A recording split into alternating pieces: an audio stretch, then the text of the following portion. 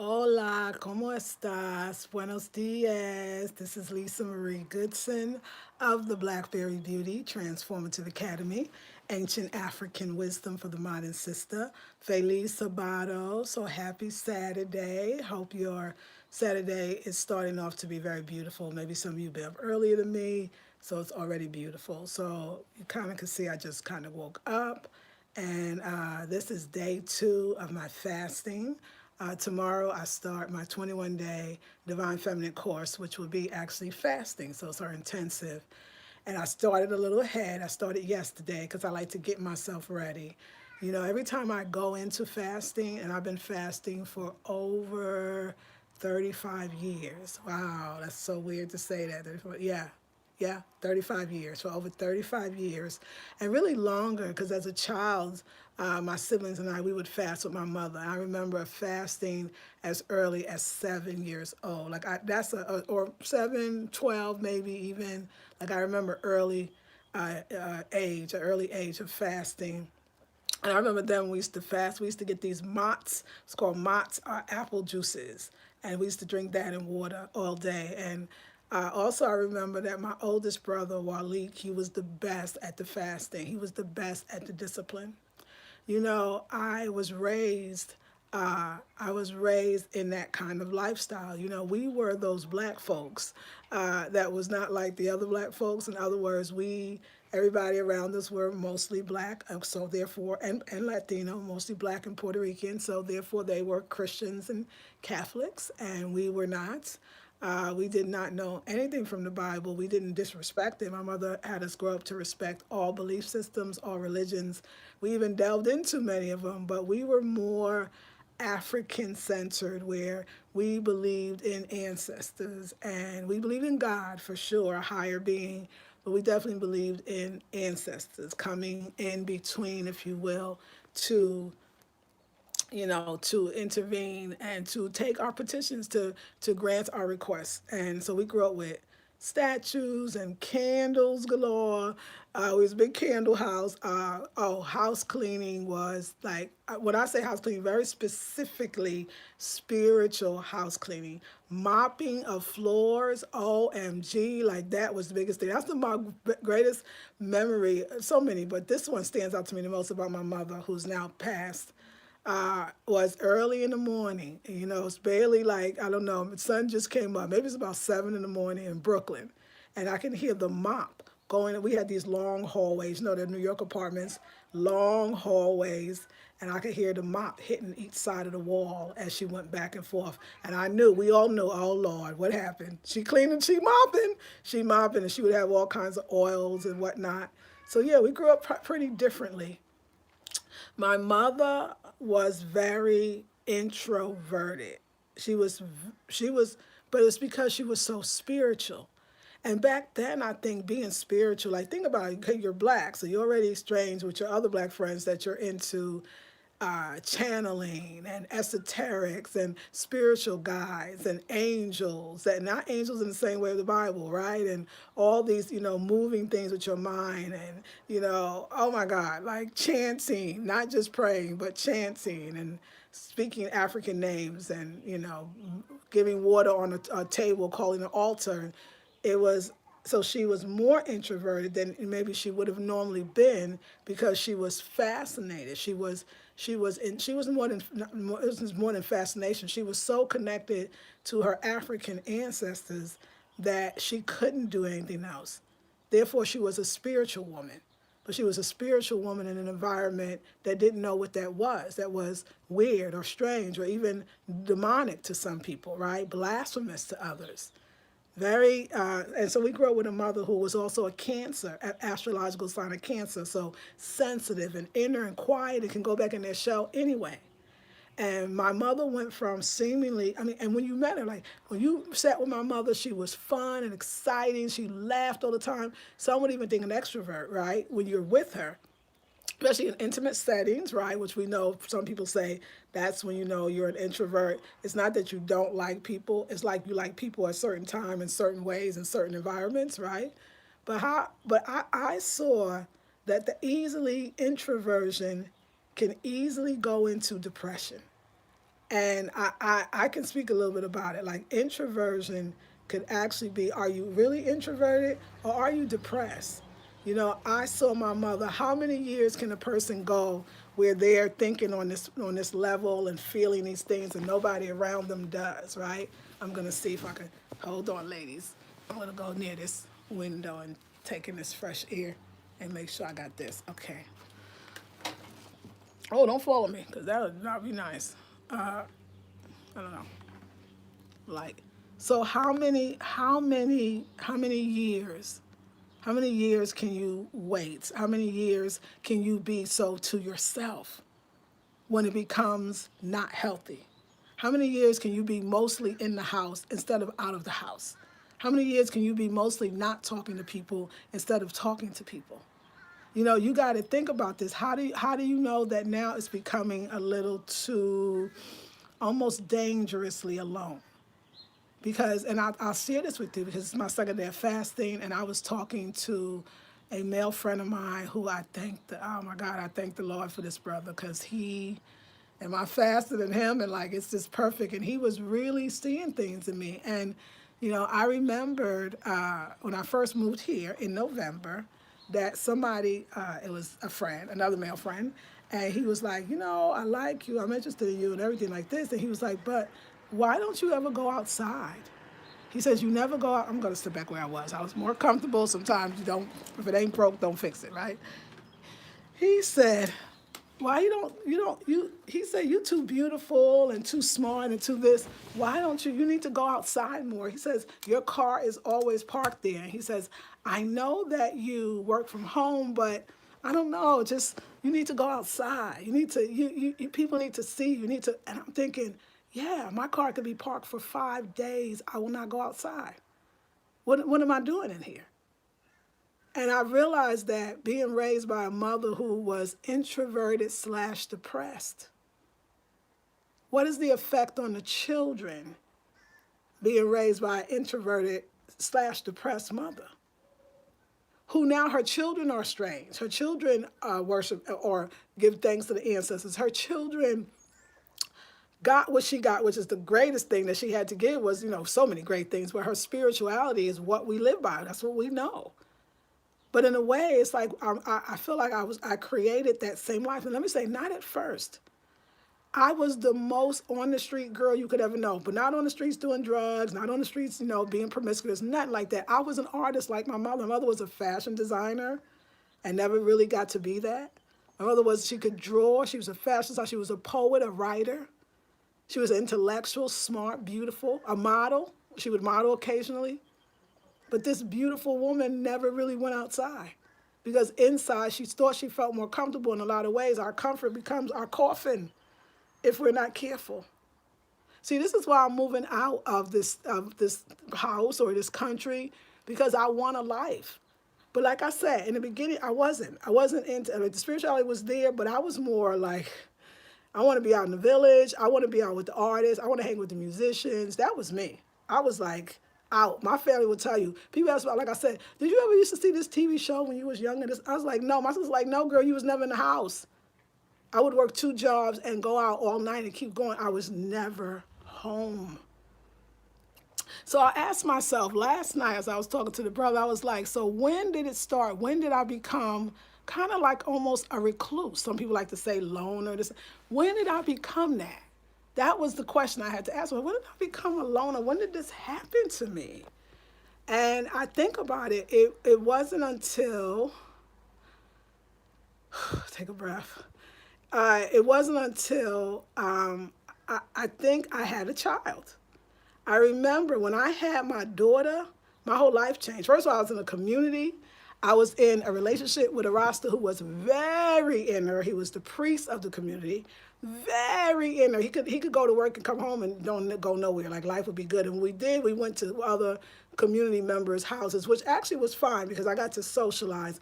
But when I got with him and I started, you know, really learning about the Bible, and I don't know anything about the Bible, let me stop even lying, but know more about Rasta and becoming quiet and praying. Like we never got on our knees to pray. We never did that in my family. So that whole idea of that humbleness, that piousness, that I was into it. And when I get into something, I get into something. And I remember like kind of bowing down, which I think I needed to because I got pregnant and I became a mother. And when I became a mother, I was like, my whole life is my daughter. Like, I got to make sure she's this and this, that, and this and that. And but it was too, he was so inner. Almost, I think someone say introvert, but I almost say he was depressed as well. So here I am gravitating to, I guess, my depressed parent who went to another depressed husband in a sense. And so I stayed in and I did differently and I became a mom and I became a roster woman and a wife and all this other stuff. And I couldn't take it. So after 2 years, I got out. 2 years, I was like, oh my God, no. And I started being a mom who could still have a life. And I started hanging out with my best friend, Jamila, and we went everywhere. We was always in the streets, but now it was at concerts and hikings and parks. And oh my God, we would do so much, go to the ocean and rent houses and just have a good time. So I was out again. I was like, yay, I'm out. Hey, And then I met a brother that I had a relationship for 6 years, and he was extroverted to the nth degree.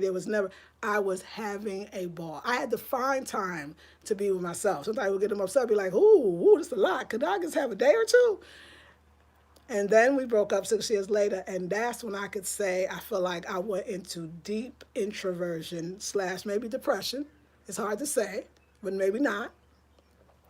And I went into deeply, like to myself and in the house and just being a mother. But remember, throughout all of this, I was a sacred woman. So I would fast for 60 days, 30 days, 20 days, 40 days. I would take sea salt challenges every day, 40 days, getting up at 4 every day for 40 days, constantly, which in a sense kind of makes you go deeper within. Like this role, like when I used to say the royal goddess, the womb priestess, and the holistic practitioner, I earned every one of those titles. I would stay in the library for hours with my daughter, stay in the bookstore for hours, reading every single thing on spirituality, and my mother was still alive talking to her. But I still was out because my daughter would force me to get out, but it was still very much like that life. It was almost like living a life kind of like of a nun or somebody studying at some convent, or if it was a man, I guess a seminary. It was so spiritual, it was so deep, but it was so interesting, and I so loved it, and it was so exciting, and I wanted it because I had my daughter, and I lived my life with her, but then a lot of introspection. And I can't regret it because it got me here. I can't regret it because I have knowledge and wisdom that I gained practically and from the books.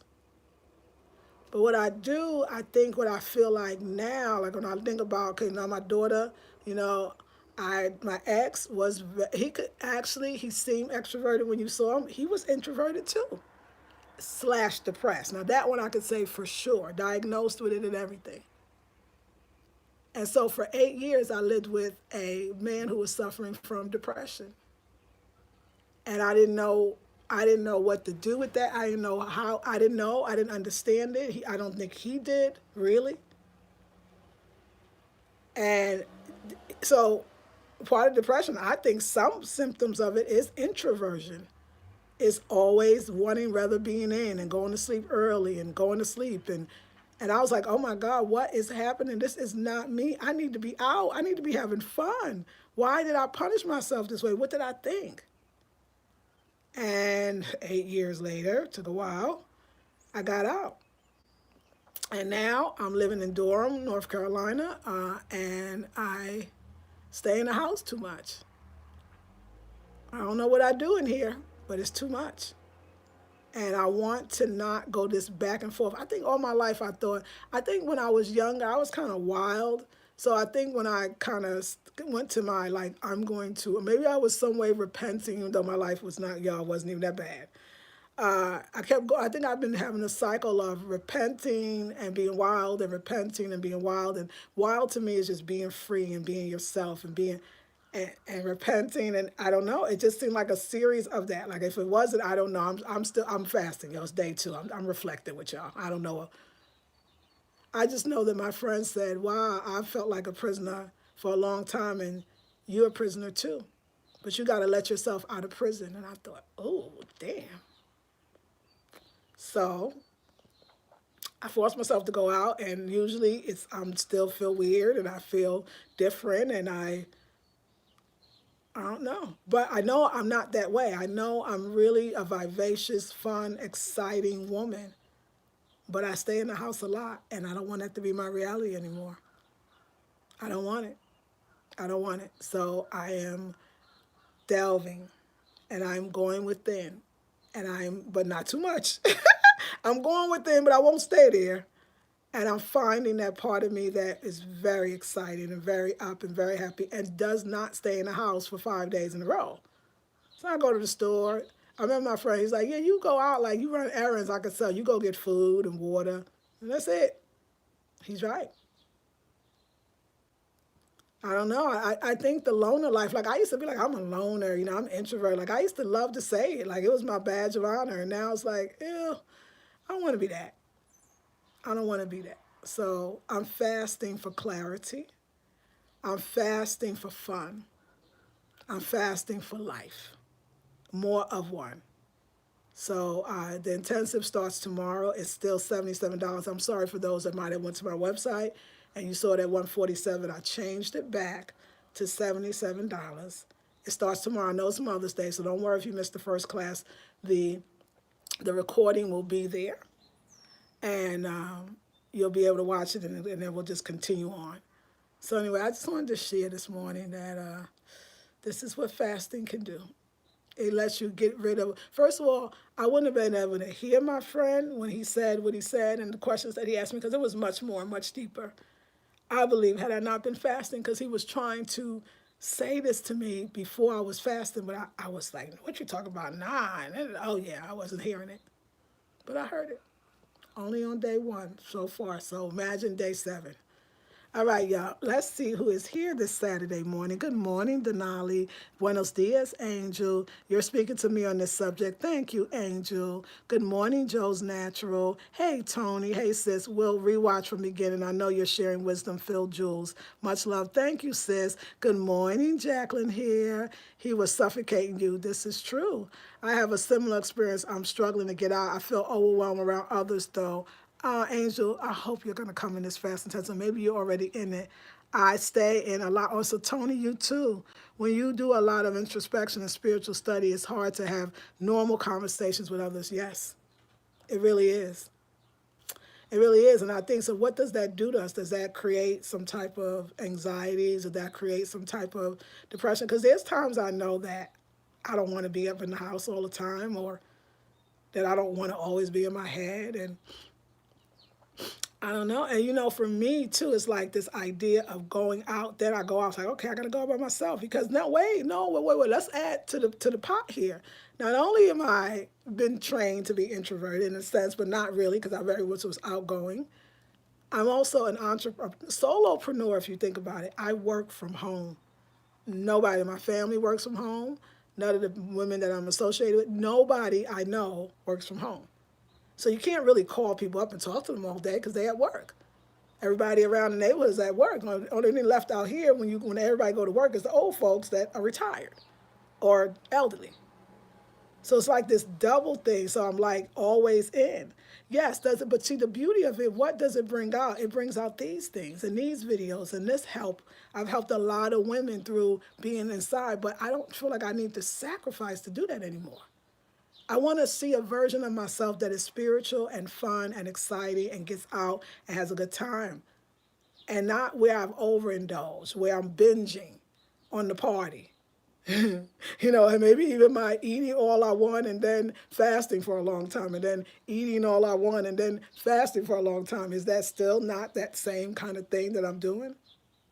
I mean, I'm not going to make myself feel bad for not being as balanced, I think, as I want, because I think that is the greatest thing that all of us are searching for, is balance. So I'm not even feeling bad about not always being in balance, because most people are not. I know that. We are all searching for that. I got over that a long time ago. But I'm moving to the DR because when I was there, I realized that, oh my God, this is a more normal life.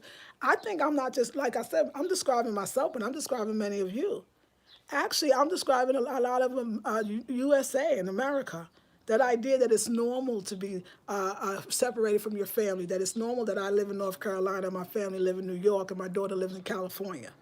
It's normal that we could live in the same city and not really see each other. You know, it's normal. In other countries, it's not. You go see your parents every day, every weekend. My friend, people I know, I visit my mother every day, every weekend. Oh, I'm going to see my mother. It's the weekend. Or I'm going to see my friends. I'm going to sit over here with Mr. Ramon. I'm going to sit da da da da. You know, I had that. You know, I had that being with me, Mother Marlene, and then going here, and let's go here. We're going to do this. We're going to drive.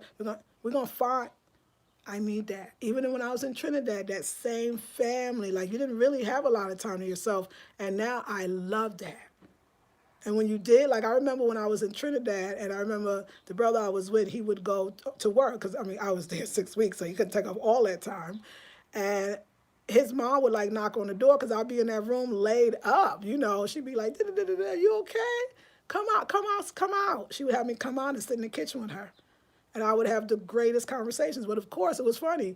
It was spiritual conversations. That's what she liked. She had nobody else to talk to about spiritual things that wasn't religious either.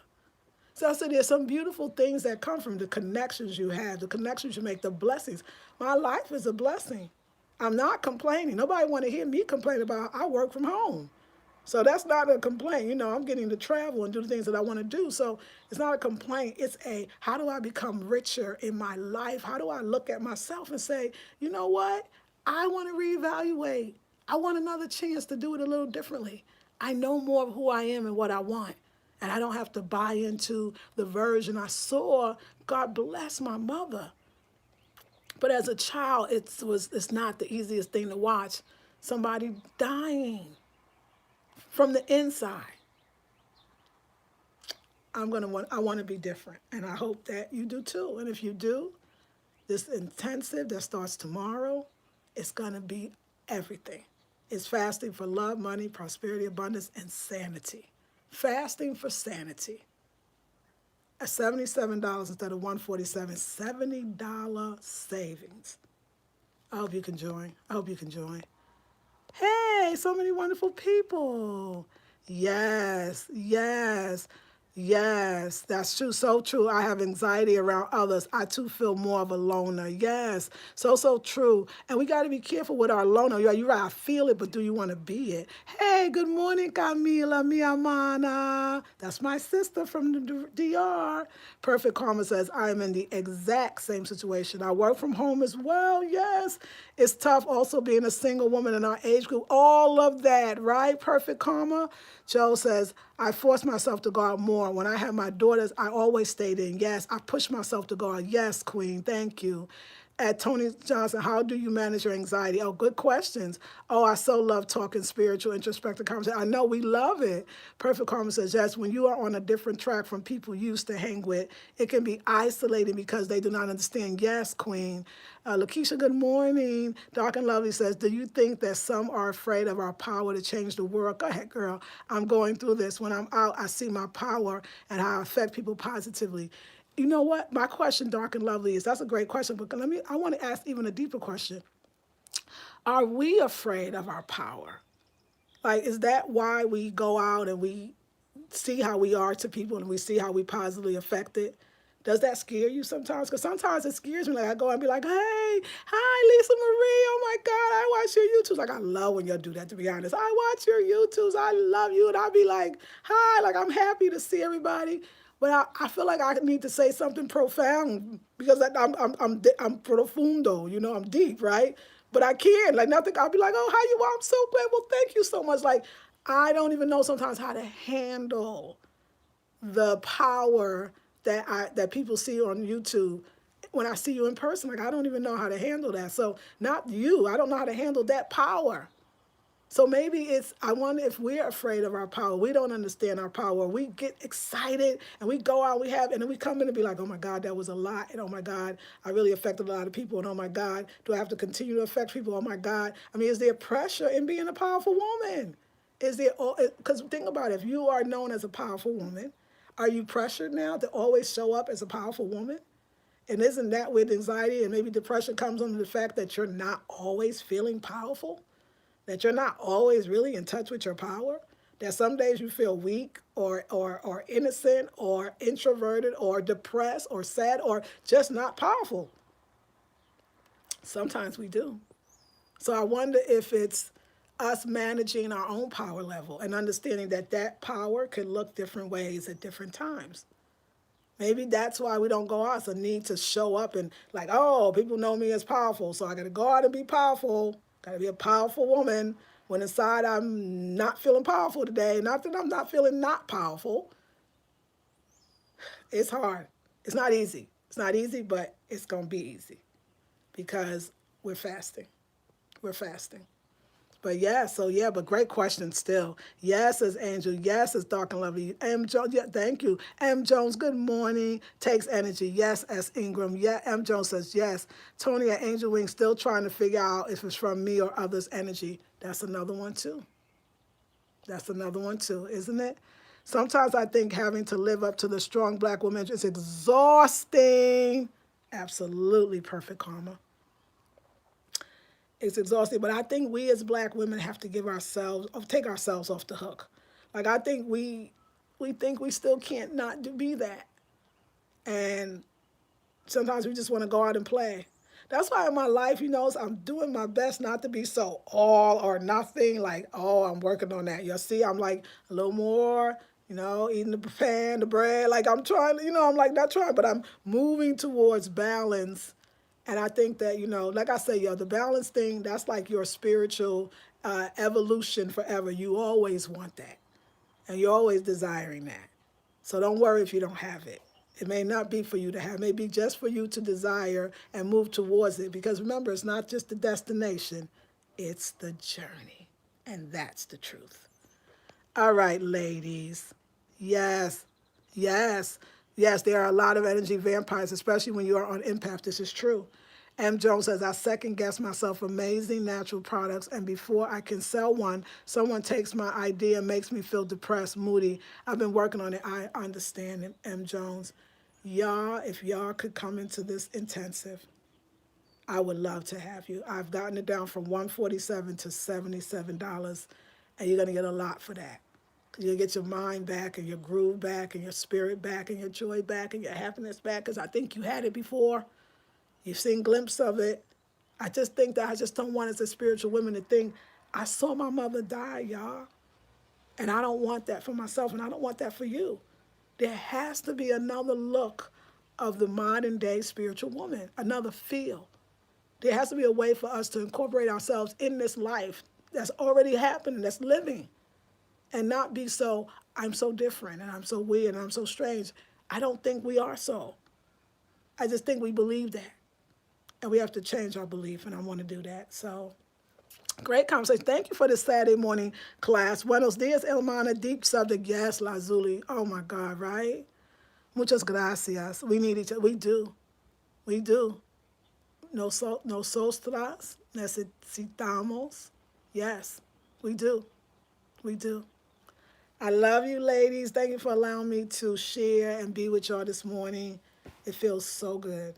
It feels so good to be with my sisters, and I would love to be with you more. So go to the website or go to the description box. I'll have the link to this in next Divine Feminine course that starts tomorrow. Love you, ladies. This is Lisa Marie of the Blackberry Beauty Transformative Academy, Ancient African Wisdom for the Modern Sister.